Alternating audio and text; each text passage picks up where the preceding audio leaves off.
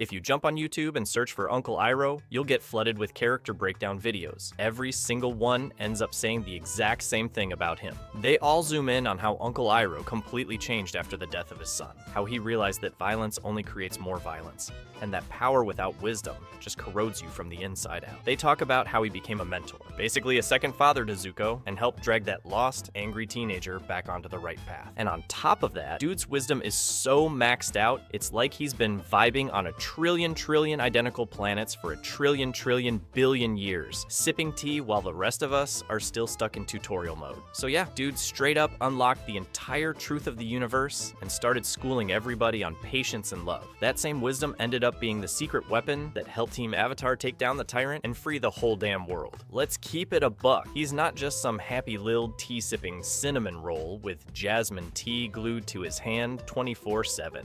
Nah, this man is a deep, insanely well-written character with a whole-ass philosophy of his own. But real talk though, have y'all ever realized that Uncle Iroh was actually the strongest character in the entire series from day one to the finale? Bro was just chillin' the whole time cause he already knew ain't nobody in the verse was a real threat to him. Let me try to explain my point real quick. The whole series, Iroh was only stressing about one thing, that Zuko was gonna turn full villain and start blasting his trash playlist in the car with the windows all the way down. He also had major regrets about not opening his Starbucks way earlier, cause then inflation came swinging like azula on a warpath and completely bodied every small business. And of course, he was out here trying his absolute hardest to distance himself from all his old war glory and the messed up mistakes he made when he was young. But bro never lost a single night of sleep worrying that Ozai might actually win, and the Fire Nation would take over the entire world. To him, the whole planet in danger thing just didn't hit the same. Let me break it down for y'all. To Aang, Zuko, and the rest of the squad, the Fire Lord was this terrifying, unbeatable final boss from hell who could literally scorch the planet. But to Iroh, Ozai was just his little baby brother, a whole 19 years younger. Iroh had already finished his military service, retired like a boss before Ozai was even born. Iroh was already a decorated general and the strongest firebender in the nation, while Ozai was still a scared little kid who needed a nightlight to pee without crying. To Zuko and Aang, he was the almighty Fire Lord, but to Uncle Iroh, he was just some cringy little tryhard. Bro was catching secondhand embarrassment the second Ozai started posting his first awkward Instagram stories. Iroh was the firstborn son of Azula, the true heir to the throne, and Loki, the most powerful bender of his generation.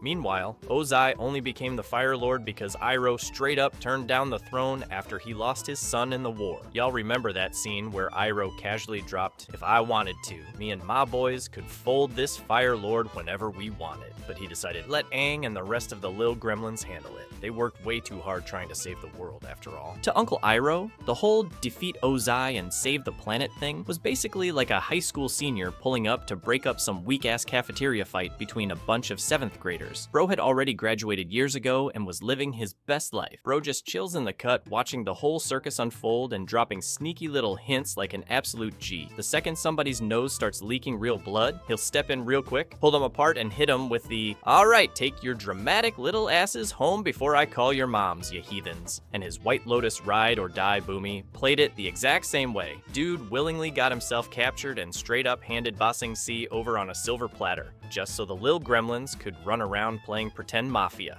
When the Avatar rolled up in full hero mode trying to rescue him, Boomy looked at him deadpan like, "Bruh, I could've ghosted these cuffs ages ago. I'm just sitting here dying, laughing at the Dai Li, Azula, and the rest of that clown shoe trash." Straight wisdom OGs who refuse to insert themselves into the plot cause they ain't about to cock-block the kids' fun. The whole series, Aang was out here hunting teachers and popping into the spirit world. Sokka was map grinding and cooking up wild strategies. Zuko, Katara, Toph, everybody was training like absolute animals, hitting the gym 25/8 with 0 days off. Meanwhile, to actually clap Ozai, you only really needed 2 dudes. Uncle Iroh and Boomy. Well, okay, maybe throw John Jones in there too. Plus that disgraced great-great-grandpa and swordsman, so we don't hurt the non-benders' feelings. No plan, no strategy, just straight vibes. Boomy and Iroh fold Ozai like a cheap lawn chair. John Jones ragdolls Azula, the master swordsman, and Mr. Brokenheart farm all the fodder across the map. But Iroh and his legendary Springtime of Youth squad understood the assignment. They knew if they went full send,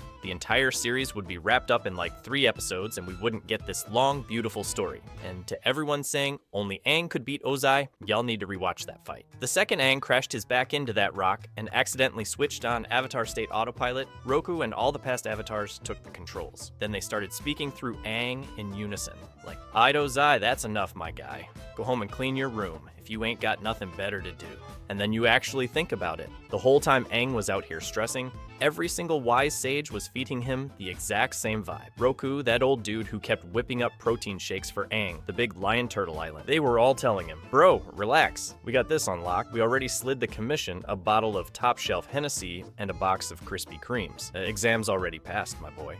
And then it finally clicks for Aang. The whole being the Avatar thing isn't really about mastering all 4 elements at all. Nah, the real cheat code is this infinite soul fusion and the combined life experience of every past Avatar who ever lived. All those ancient legends are straight up dropping their timeless wisdom like, yo Aang, real talk, always wash the dishes right after you smash that mac and cheese, bro. Uncle Iroh, more than anyone, truly understood that the world moves in its own cycles. His time had already passed, and he knew the next generation needed to become strong by themselves, tough enough to go out there and personally fold up all the clowns and troublemakers without the old heads constantly saving their asses. Because if he and the White Lotus had just ended the war themselves, the new generation would have grown up completely soft. Everything handed to them on easy mode. They'd still be living in their parents' basement at 30, eating cereal for dinner and failing to make their moms and dads proud like total disappointments. No grind, no growth, just broken expectations.